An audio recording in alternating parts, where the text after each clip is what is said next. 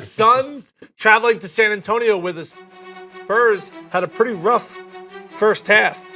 Tony Parker gets Alex Len right here. Watch this. Boop.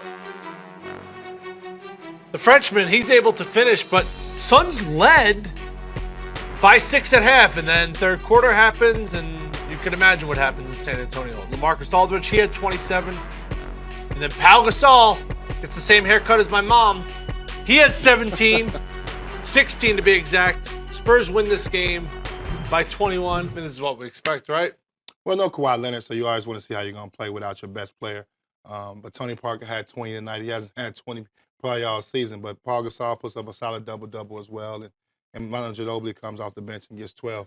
But the biggest thing, Phoenix doesn't play in defense. They're one of the worst defensive teams in the league. I think they're 29th ranked defensive team.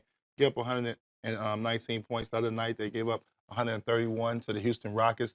Just no commitment to the defensive side of the ball for the Phoenix Suns. And to win this league, you've got to pay attention to defense at some point. And they have a decent big man in Tyson Chandler who usually can control inside, but they get scored on at will, no matter who they play. I haven't worked with you in a while, so I want to look into the depths of your soul right now. Can the San Antonio Spurs win the NBA championship?